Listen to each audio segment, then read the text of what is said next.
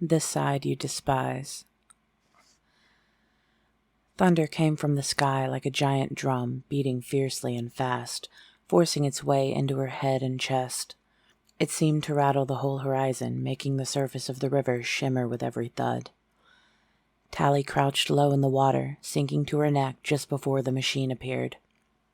It came from the direction of the mountains, flying low and kicking up dust in a dozen separate windstorms in its wake. It was much bigger than a hover car and 100 times louder. Apparently without magnets, it beat the air into submission with a half-invisible disk shimmering in the sun. When the machine reached the river, it banked into a turn. Its passage churned the water, sending out circular waves as if some huge stone were skimming across the surface. Tally saw people inside, looking down at her camp. The unfolded hoverboard pitched in the windstorm, its magnets fighting to keep it on the ground. Her knapsack disappeared in the dust, and she saw clothing, the sleeping bag, and packets of spag bol scattering in the machine's wake. Tally sank lower into the frantic water, struck by the thought that she would be left here, naked and alone, with nothing. She was already half frozen. But the machine dipped forward, just like a hoverboard, and moved on. It headed toward the sea, vanishing as quickly as it had appeared, leaving her ears pounding and the river's surface boiling. Tally crept out shivering. Her body felt ice cold, her fingers barely able to clench into a fist. She made her way back to her camp, grasping clothes to her body, putting them on before the setting sun could dry her. She sat and wrapped her arms around herself until the shaking stopped, glancing fearfully at the red horizon every few seconds. The damage was less than she'd feared. The hoverboard's operation light was green, and her knapsack, dusty but unharmed. After a search for spag bol and a count of the remaining packets, Tally found that she had only lost 2. But the sleeping bag was shredded. Something had chopped it to pieces. Tally swallowed. There was nothing left of the bag bigger than a handkerchief. What if she had been in it when the machine had come? She folded the hoverboard quickly and packed everything away. The board was ready to go almost instantly. At least the strange machine's windstorm had dried it off. "Thanks a lot," Tally said as she stepped on, leaning forward as the sun began to set. She was anxious to leave the campsite behind her as quickly as possible, in case they came back. But who were they? The flying machine had been just like what Tally imagined when her teachers had described rusty contraptions, a portable tornado crashing along, destroying everything in its path. Tally had read about aircraft that shattered windows as they flew past, armored war vehicles that could drive straight through a house. But the Rusties had been gone a long time. Who would be stupid enough to rebuild their insane machines? Tally rode into the growing darkness, her eyes peeled for any signs of the next clue. 4 days later, take the side you despise. And for whatever other surprises the night would bring. One thing was certain now. She wasn't alone out here. Later that night, the river branched in 2. Tally cruised to a halt, surveying the junction. One of the branches was clearly larger, and the other more like a broad stream. A tributary, she remembered, was the name for a small river that fed into a larger one. Probably she should just stay on the main river. But she'd been traveling for just 3 days, and her hoverboard was a lot faster than most. Maybe it was time for the next clue. 4 days later, take the side you despise, Tally muttered. She peered at the 2 rivers in the light from the moon, which was almost full now. Which river did she despise? Or which one would Shay think she despised? They both looked pretty ordinary to her. She squinted into the distance. Maybe one led toward something despicable that would be visible in daylight. But waiting would mean losing a night's travel and sleeping in the cold and dark without a sleeping bag. Tally reminded herself that the clue might not be about this junction. Maybe she should just stay on the big river until something more obvious came up. Why would Shay call the 2 rivers sides, anyway? If she'd meant this junction, wouldn't it be take the direction you despise? The side you despise, Tally mumbled, remembering something. Her fingers went to her face. When she had showed Shay her pretty morphos, Tally had mentioned how she always started by doubling her left side, that she had always hated the right side of her face, which was exactly the sort of thing that Shay would remember. Was this Shay's way of telling her to take a right? Branching to the right was the smaller river, the tributary. The mountains were closer in that direction. Maybe she was drawing near the smoke. She stared at the two rivers in darkness, one big and one small, and remembered Shay saying that pretty symmetry was silly because she'd rather have a face with two different sides. Tally hadn't realized it at the time, but that had been an important conversation for Shay, the first time she had talked about wanting to stay ugly. If only Tally had noticed at the time, maybe she could have talked Shay out of running away, and they'd both be in a party tower right now, together and pretty. Right it is, Tally sighed, and eased her board onto the smaller river. By the time the sun rose, Tally knew she had made the right choice. As the tributary climbed its way into the mountains, the fields around her filled with flowers. Soon, the brilliant white bonnets were as thick as grass, driving every other color from the landscape. In the dawn light, it was as if the earth were glowing from within. And look in the flowers for firebug eyes, Tally said to herself, wondering if she should get off the board. Maybe there was some kind of bug with fiery eyes she should be looking for. She drifted to shore and stepped off. The flowers came right up to the edge of the water. Tally knelt to inspect one closely. The 5 long white petals curved delicately up from the stem and around its mouth, which contained just a hint of yellow deep inside. One of the petals below the mouth was longer, arching down almost to the ground. Motion caught her eye, and she spotted a small bird hovering among the flowers, flitting from one to the next to alight on the longest petal, thrusting its beak into one after another. "They're so beautiful," she said, and there were so many of them. She wanted to lie down in the flowers and sleep. But she couldn't see anything that might be firebug eyes. Tally stood, scanning the horizon. Nothing met her gaze but hills, blinding white flowers, and the glimmering river climbing up into the mountains. It all looked so peaceful, a different world from the one that the flying machine had shattered last night. She stepped back on the board and continued, slower now as she looked carefully for whatever might fit Shay's clue, remembering to stick on a sunblock patch as the sun rose higher. The river climbed higher into the hills. From up there, Tally saw bare stretches among the flowers, expanses of dry, sandy earth. The patchy landscape was a strange sight, like a beautiful painting that someone had taken sandpaper to. She got off her board several times to inspect the flowers, looking for insects or anything else that might match the words "firebug eyes."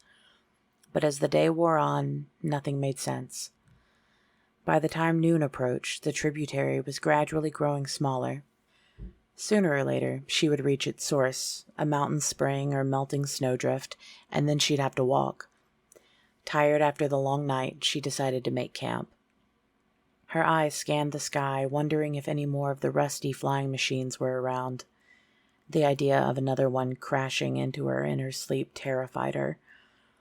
Who knew what the people inside the thing wanted? If she hadn't been hidden in the water the night before, what would they have done with her? One thing was certain. The shiny solar cells of the hoverboard would be obvious from the air. Tally checked the charge. More than half remained thanks to her slow speed and the bright sun now overhead. She unfolded the hoverboard, but only halfway, and hid it among the tallest flowers she could find. Then she hiked to the top of a nearby hill. From up there, Tally could keep her eye on the hoverboard and hear and see anything approaching from the air. She decided to repack her knapsack before she went to sleep so she could bolt at a moment's notice. It was the best she could do. After a mildly revolting packet of spag bowl, Tally curled up in a spot where the white flowers were tall enough to hide her. The breeze stirred their long stalks and shadows danced on her closed eyelids. Tally felt strangely exposed without her sleeping bag, lying there in her clothes, but the warm sun and the long night's travel put her quickly to sleep. When she awoke, the world was on fire. Firestorm. At first there was a sound like a roaring wind in her dreams. Then a tearing noise filled the air. The crackle of dry brush inflamed, and the smell of smoke swept over Tally, bringing her suddenly and completely awake. Billowing clouds of smoke surrounded her, blotting out the sky. A ragged wall of flame moved through the flowers, giving off a wave of blistering heat. She grabbed her knapsack and stumbled down the hill away from the fire. Tally had no idea in which direction the river lay. Nothing was visible through the dense clouds. Her lungs fought for air in the foul brown smoke. Then she spotted a few rays from the setting sun breaching the billows, and she oriented herself. The river was back toward the flame, on the other side of the hill. Tally retraced her path to the top of the hill and peered down through the smoke. The fire was growing stronger. Fingers of it shot up the hill, leaping from one beautiful flower to another, leaving them scorched and black. Tally caught the glimmer of the river through the smoke, but the heat pushed her back. She stumbled down the other side again, coughing and spitting, one thought on her mind. Was her hoverboard already engulfed in flames? Tally had to get to the river. The water was the only place safe from the rampaging fire. If she couldn't go over the hill, maybe she could go around. She descended the slope at full tilt. There were a few spots burning on this side, but nothing like the galloping flame behind her. She reached level ground and made her way around the base of the hill, crouching low to the ground to duck under the smoke. Halfway around, she reached a blackened patch where the fire had already passed. The brittle stems of flowers crunched under her shoes, and the heat coming off the scorched earth stung her eyes. Her footsteps ignited with flame as she ran through the blackened flowers, like stabbing a poker into a slumbering fire. She felt her eyes drying, her face blistering. Moments later, Tally spotted the river. The fire stretched in an unbroken wall across the opposite shore, a roaring wind pressing at its back and sending embers flying across to a light on the near side. A rolling billow of smoke surged toward her, choking and blinding her until it passed. When her eyes could open again, Tally spotted the shiny solar surface of her hoverboard. She ran toward it, ignoring the burning flowers in her path. The board seemed untouched by the flame, protected by good luck and the layer of dew it collected every nightfall. She quickly folded the board and stepped onto it, not waiting for the yellow light to turn green. The heat had mostly dried it already, and it rose into the air at her command. Tally took the board over the river, just above the water, and skimmed her way upstream, looking for a break in the wall of fire to her left. Her grippy shoes were ruined, their soles cracked like sun-baked mud, so she flew slowly, scooping up handfuls of water to soothe her burning face and arms. A noise thundered to life on Tally's left, unmistakable even above the roar of the fire. She and the board were caught in a sudden wind, shoved back toward the other shore. Tally leaned hard against it and stuck a foot into the water to slow the board. She clung tightly with both hands, desperately fighting being thrown into the river. The smoke suddenly cleared, and a familiar shape loomed out of the darkness. It was the flying machine, its thundering beat now obvious above the raging fire. Sparks jumped across the river as the machine's windstorm stirred the fire to a new intensity. What were they doing? She wondered. Didn't they realize they were spreading the fire? Her question was answered a moment later when a gout of flame shot from the machine, squirting across the river to ignite another patch of flowers. They had set the fire, and were driving it on in every way they could. The flying machine thundered closer, and she glimpsed an inhuman face staring at her from the pilot seat. She turned her board to fly away, but the machine lifted up into the air, passing right over her, and suddenly the wind was too great. Tally pitched off and into the water. Her crash bracelets caught for a moment, holding her up above the waves. But then the wind caught the hoverboard, much lighter without her on it, and spun it away like a leaf. She sank into the deep water in the middle of the river, knapsack and all. It was cool and quiet under the waves. For a few endless moments, Tally felt only relief to have escaped the searing wind, the thundering machine, the blistering heat of the firestorm. But the weight of the crash bracelets and knapsack pulled her down fast, and panic welled up in her pounding chest. She thrashed in the water, climbing up toward the flickering lights of the surface. Her wet closing gear dragged at her, but just as her lungs were about to burst, she broke the surface into the maelstrom. Tally gulped a few breaths of smoky air, then was slapped in the face by a wave. She coughed and sputtered, struggling to stay afloat. A shadow passed over her, blacking out the sky. Then her hand struck something, a familiar, grippy surface. Her hoverboard had come back to her, just the way it always did when she spilled. The crash bracelets lifted her up until she could grab onto it, her fingers clinging to its knobbly surface as she gasped for air. A high-pitched whine came from the nearby shore. Tally blinked away the water from her eyes and saw the rusty machine had landed. Figures were jumping from the machine, spraying white foam at the ground as they crashed through the burning flowers and into the river. They were headed for her. She struggled to climb onto the board. "Wait!" the nearest figure called. Tally rose shakily to her feet, trying to keep steady on the wet surface of the board. Her hard-baked shoes were slippery, and her sodden knapsack seemed to weigh a ton. As she leaned forward, a gloved hand reached up to grab the front of the board. A face came up from the water, wearing some sort of mask. Huge eyes stared up at her. She stomped at the hand, crunching the fingers. They slipped off, but her weight was thrown too far forward, and the board tipped its nose into the water. Tally tumbled into the river again. Hands grabbed at her, pulling her away from the hoverboard. She was hoisted out of the water and onto a broad shoulder. She caught glimpses of masked faces, huge, inhuman eyes staring at her unblinkingly. Bug eyes. Bug eyes.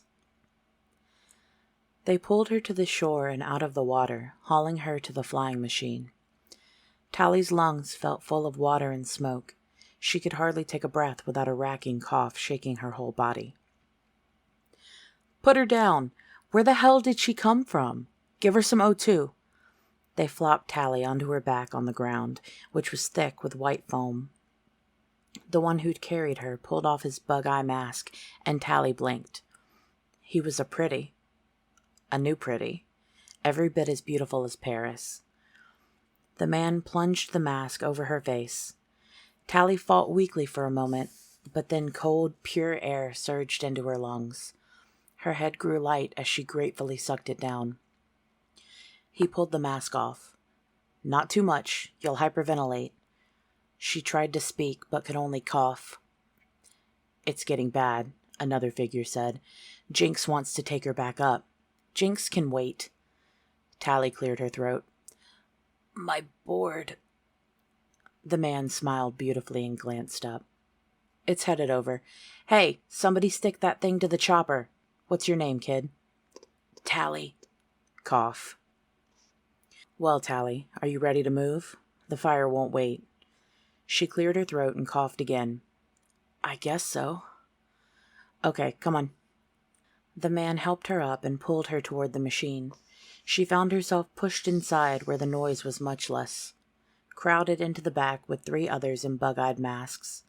A door slammed shut. The machine rumbled, and then Tally felt it lift from the ground. "My board!" "Relax, kid. We got it." The woman pulled her mask off. She was another young pretty. Tally wondered if these were the people in the clue, the firebug eyes. Was she supposed to be looking for them? "Is she going to make it?" A voice popped through the cabin. "She'll live, Jinx. Make the usual detour, and work the fire a little on the way home." Tally looked down as the machine climbed. Their flight followed the course of the river, and she saw the fire spreading across to the other shore, driven by the wind of its passage. Occasionally, the craft would shoot out a gout of flame. She looked at the faces of the crew. For new pretties, they seemed so determined, so focused on their task.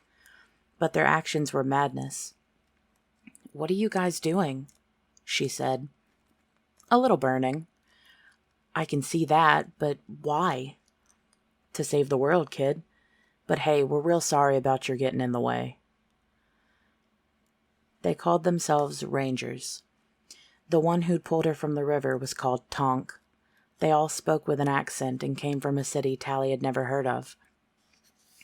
"It's not far from here," Tonk said, "but we Rangers spend most of our time out in the wild. The fire helicopters are based in the mountains." "The fire whats?" "Helicopters. That's what you're sitting in." She looked around at the rattling machine and shouted over the noise. "It's so rusty." "Yeah, vintage stuff. A few pieces of it are almost 200 years old. We copy the parts as they wear out." "But why?" "You can fly it anywhere, with or without a magnetic grid, and it's the perfect thing for spreading fires. The Rusties sure knew how to make a mess." Tally shook her head. "And you spread fires because—" He smiled and lifted one of her shoes, pulling a crushed but unburned flower from the sole. "Because of Phragmipedium panthera," he said. "Excuse me?" "This flower used to be one of the rarest plants in the world, a white tiger orchid. In Rusty days, a single bulb was worth more than a house." "A house? But there's zillions of them." "You noticed?" He held up the flower, staring into its delicate mouth. "About 300 years ago, some Rusty figured a way to engineer the species to adapt to wider conditions. She messed with the genes to make them propagate more easily." "Why?" "The usual. To trade them for lots of stuff. But she succeeded a little too well. Look down." Tally peered out the window. The machine had gained altitude and left the firestorm behind. Below were endless fields of white, interrupted only by a few barren patches. "Looks like she did a good job. So what? They're nice." "One of the most beautiful plants in the world, but too successful. They turned into the ultimate weed. What we call a monoculture. They crowd out every other species, choke trees and grass, and nothing eats them except one species of hummingbird, which feeds on their nectar. But the hummingbirds nest in trees." "There aren't any trees down there," Tally said. "Just the orchids." "Exactly. That's what monoculture means. Everything the same. After enough orchids build up in an area, there aren't enough hummingbirds to pollinate them, to spread the seeds." "Yeah," Tally said. "I know about the birds and the bees." "Sure you do, kid. So the orchids eventually die out, victims of their own success, leaving a wasteland behind. Biological zero. We Rangers try to keep them from spreading. We've tried poison, engineered diseases, predators to target the hummingbirds. But fire's the only thing that really works." He turned the orchid over in his hand and held up a fire starter, letting the flame lick into its mouth. "Have to be careful, Tally noticed the other Rangers were cleaning their boots and uniforms, searching for any trace of the flowers among the mud and foam. She looked down at the endless white. "And you've been doing this for—" "Almost 300 years. The Rusties started the job after they figured out what they'd done, but we'll never win. All we can hope to do is contain the weed." Tally sat back, shaking her head, coughing once more. The flowers were so beautiful, so delicate and unthreatening, but they choked everything around them. The ranger leaned forward, handing her his canteen. She took it and drank gratefully. "You're headed to the smoke, aren't you?" Tally swallowed some water the wrong way and sputtered. "Yeah, how'd you know?" "Come on, an ugly waiting around in the flowers with a hoverboard and a survival kit?" "Oh, yeah." Tally remembered the clue. Look in the flowers for firebug eyes. They must have seen Uglies before. "We help the Smokies out, and they help us out," Tonk said. "They're crazy, if you ask me, living rough and staying ugly. But they know more about the wild than most city pretties. It's kind of admirable, really." "Yeah," she said. "I guess so." He frowned. "You guess so? But you're headed there. Aren't you sure? Tally realized that this was where the lies started. She could hardly tell the Rangers the truth, that she was a spy, an infiltrator. Of course I'm sure. Well, we'll be sitting you down soon. In the smoke? He frowned again. Don't you know? The location's a big secret. Smokies don't trust pretties, not even us Rangers. We'll take you to the usual spot, and you know the rest, right? She nodded. Sure, just testing you. The helicopter landed in a swirl of dust, the white flowers bending in a wide circle around the touchdown spot. Thanks for the ride, Tally said. Good luck, Tonk said. Hope you like the smoke. Me too. But if you change your mind, Tally, we're always looking for volunteers in the Rangers. Tally frowned. What's a volunteer? The Ranger smiled. That's when you pick your own job. Oh, right. Tally had heard you could do that in some cities. Maybe. In the meantime, keep up the good work. Speaking of which, you're not setting any fires around here, are you? The Rangers laughed, and Tonk said, We just work the edges of the infestation to keep the flowers from spreading. The spot is right smack in the middle. No hope left. Tally looked around. There wasn't a glimpse of any color but white as far as she could see. The sun had set an hour ago, but the orchids glowed like ghosts in the moonlight. Now that she knew what they were, the sight chilled Tally. What had he called it? Biological zero. Great. She jumped out of the helicopter and yanked her hoverboard from the magnetic rack next to the door. She backed away, careful to crouch as the Rangers had warned her to. The machine whined back to life, and she peered upward into the shimmering disk. Tonk had explained that a pair of thin blades spinning so quickly that you couldn't see them carried the craft through the air. She wondered if he'd been kidding. It just looked like a typical force field to her. The wind grew crazed again as the machine reared up, and she held onto her board tightly, waving until the aircraft disappeared into the dark sky. She sighed. Alone again. Looking around, she wondered how she could find the Smokies in this featureless desert of orchids. Then wait on the bald head until it's light, was the last line of Shay's note. Tally scanned the horizon, and a relieved smile broke onto her face. A tall, round hill rose up not far away. It must have been one of the places where the engineered flowers had first taken root. The top half of the hill was dying, nothing left but bare soil, ruined by the orchids. The cleared area looked just like a bald head. She reached the bald hilltop in a few hours. Her hoverboard was useless there, but the hiking was easy in the new shoes the Rangers had given her, her own so burned that they had fallen apart in the helicopter. Tonk had also filled her purifier with water. The ride in the helicopter had begun to dry out Tally's clothing, and the hike had done the rest. Her knapsack had survived the dunking, even the spag bowl remaining dry in its waterproof bag. The only thing lost in the river was Shay's note, reduced to a soggy wad of paper in her pocket. But she had almost made it. As she looked out from the hilltop, Tally realized that except for the burned blisters on her hands and feet, some bruises on her knees, and a few locks of hair that had gone up in smoke, she had pretty much survived.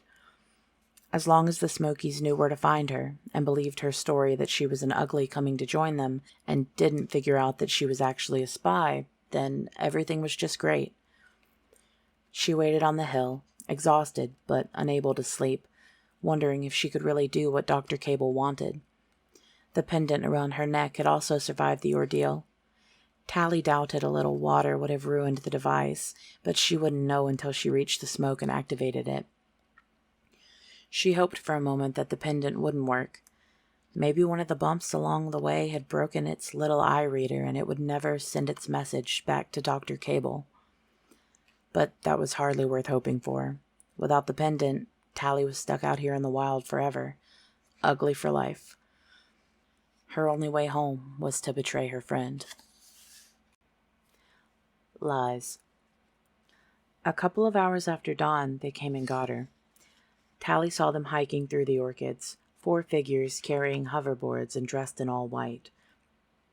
Broad white hats and a dappled pattern hid their heads, and she realized that if they ducked down into the flowers, they would practically disappear. These people went to a lot of trouble to stay hidden. As the party drew close, she recognized Shay's pigtails bobbing under one of the hats and waved frantically. Tally had planned to take the note literally and wait on the hilltop, but at the sight of her friend, she grabbed her board and dashed down to meet them. Infiltrator or not, Tally couldn't wait to see Shay. The tall, lanky form broke from the others and ran toward her, and the two embraced, laughing. "It is you! Oh, I knew it was! Of course it is, Shay. I couldn't stand missing you." Which was pretty much true. Shay couldn't stop smiling. "When we spotted the helicopter last night, most people said it had to be another group. They said you'd taken too long and that I should give up." Tally tried to smile back, wondering if she hadn't made up enough time. She could hardly admit starting 4 days after her 16th birthday. "I kinda got turned around. Could your note have been any more obscure?" "Oh." Shay's face fell. "I thought you'd understand it." Unable to bear Shay blaming herself, Tally shook her head. "Actually, the note was okay. I'm just a moron.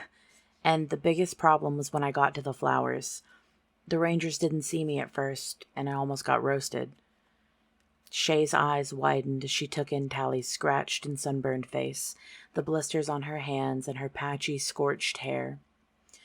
"Oh, Tally, you look like you went through a war zone." "Just about." The other 3 uglies walked up. They stood back a bit, one boy holding a device in the air. "She's carrying a bug," he said. Tally's heart froze. "A what?" Shay gently took Tally's board from her and handed it to the boy. He swept his device across it, nodded, and pulled one of the stabilizer fins off. "Here it is." "They sometimes put trackers on the long-range boards," Shay said, trying to find the smoke. "Oh, I didn't know, I swear." "Relax, Tally," the boy said. "It's not your fault. Shay's board had one too. That's why we meet you newbies down here." He held up the bug. "We'll take it away in some random direction and stick it on a migrating bird. See how the specials like South America." The Smokies all laughed. He stepped closer and swept the device up and down her body. Tally flinched when it passed close to the pendant, but he smiled. "It's okay. You're clean." Tally sighed with relief. Of course, she hadn't activated the pendant yet, so his device couldn't detect it. The other bug was just Dr. Cable's way of misleading the Smokies, getting them to drop their guard. Tally herself was the real danger. Shay stepped up next to the boy, taking his hand in hers. "Tally, this is David." The boy smiled again. He was an ugly, but he had a nice smile, and his face held a kind of confidence that Tally had never seen in an ugly before. Maybe he was a few years older than she was. Tally had never watched anyone mature naturally past age 16. She wondered how much of being an ugly was just an awkward age. Of course, David was hardly a pretty. His smile was crooked and his forehead too high, but uglies or not, it was good to see Shay, David, all of them. Except for a couple of stunned hours with the Rangers, she hadn't seen a human face in what seemed like years. "So what you got?" "Huh?" Croy was one of the other uglies who'd come to meet her. He also looked older than 16, but it didn't suit him like it did David. Some people needed the operation more than others. He reached out a hand for her knapsack. "Oh, thanks." Her shoulders were sore from being strapped to the thing for the last week. He pulled it open as they hiked, looking inside. Purifier, position finder. Croy pulled out the waterproof bag and opened it. "Spag bowl, yum." Tally groaned. "You can have it." His eyes widened. "I can?" Shay pulled the knapsack away from him. "No, you can't." "Listen, I've eaten that stuff 3 times a day for the past, what seems like forever," Tally said. "Yeah, but dehydrated food's hard to get in the smoke," Shay explained. "You should save it to trade." "Trade?" Tally frowned. "What do you mean?" In the city, Uglies might trade chores or stuff they'd stolen, but trade food? Shay laughed. You'll get used to the idea. In the smoke, things don't just come out of the wall. You've got to hang on to the stuff you brought with you. Don't go giving it away to anyone who asks. Shay glared at Croy, who looked down sheepishly. I was going to give her something for it, he insisted. Sure you were, David said. Tally noticed his hands on Shay's shoulder, touching her softly as they hiked. She remembered the way Shay had always talked about David, kind of dreamily. Maybe it wasn't just the promise of freedom that had brought her friend here. They reached the edge of the flowers, a dense growth of trees and brush that started at the foot of a towering mountain. How do you keep the orchids from spreading? Tally asks. David's eyes lit up, as if this was his favorite subject. This old-growth forest stops them. It's been around for centuries, probably even before the Rusties. It's got lots and lots of species, Shay said, so it's strong enough to keep out the weed. She looked at David for approval. The rest of this land used to be farms or grazing pasture, he continued, gesturing back at the expanse of white behind them. The Rusties had already broken its back before the wheat arrived. A few minutes into the forest, Tally realized why the orchids were no match for it. The tangled brush and thick trees were knotted together into an impassable wall on either side. Even on the narrow path, she was constantly shoving past branches and twigs, tripping over roots and rocks. She'd never seen any woodlands this raw and inhospitable. Vines dotted with cruel thorns ran through the semi-darkness like barbed wire. You guys live in here? Shay laughed. Don't worry, we've got a ways to go. We're just making sure you aren't followed. The smoke's much higher, where the trees aren't so intense. But the creek's coming up. We'll get on board soon. Good, Tally said. Her feet were already chafing in the new shoes, but they were warmer than her destroyed grippies, she realized, and were better for hiking. She wondered what would have happened if the rangers hadn't given them to her. How did you get new shoes in the smoke? Trade someone all your food? Make them yourself? She looked down at the feet ahead of her, David's, and saw that his shoes did look homemade, like a couple of pieces of leather crudely sewn together. Strangely, though, he moved gracefully through the undergrowth, silent and sure while the rest of them crashed along like elephants. The very idea of making a pair of shoes by hand boggled her mind. It didn't matter, Tally reminded herself, taking a deep breath. Once in the smoke, she could activate the pendant and be home within a day, maybe within hours. All the food and clothes she would ever need, hers for the asking. Her face pretty at long last in Paris and all their friends around her. Finally, this nightmare would be over. Soon the sound of running water filled the forest, and they reached a small clearing. David pulled his device out again, pointing it back toward the path. Still nothing. He grinned at Tally. Congratulations, you're one of us now. Shay giggled and hugged Tally again as the others readied their board. I still can't believe you came. I thought I'd messed everything up, waiting so long to tell you about running away. And I was so stupid, getting into a fight instead of just telling you what I was going to do. Tally shook her head. You'd said everything already. I just wasn't listening. Once I realized you were serious, I needed a chance to think about it. It just took me a while.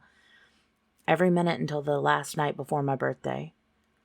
She took a deep breath, wondering why she was saying all of this, lying to Shay when she didn't really have to. She should just shut up, get to the smoke, and get it over with. But Tally found herself continuing. Then I'd realize I'd never see you again if I didn't come, and I'd always wonder. That last part was true, at least. As they boarded higher up into the mountain, the creek widened, cutting an archway of trees into the dense forest. The gnarled, smaller trees became taller pines, the undergrowth thinning, the brook breaking into occasional rapids. Shay cried out as she rode through the spray of churning white water. I've been dying to show you this, and the really good rapids are on the other side. Eventually they left the creek, following a vein of iron over a ridge. From the top, they looked down into a small valley that was mostly clear of forest. Shay held Tally's hand. There it is. Home. The smoke lay below them. If you've made it this far, I would like to thank you very, very much for listening. And I would also like to go ahead and say that I'm going to try and get out at least one of these narrations per month. I know my upload schedule has been pretty hectic, but life has been pretty hectic. But yeah, I just wanted that to be known for any of you who are keeping an eye out on the uploads, that more will be coming soon. And thank you again. I appreciate each and every one of you who has listened.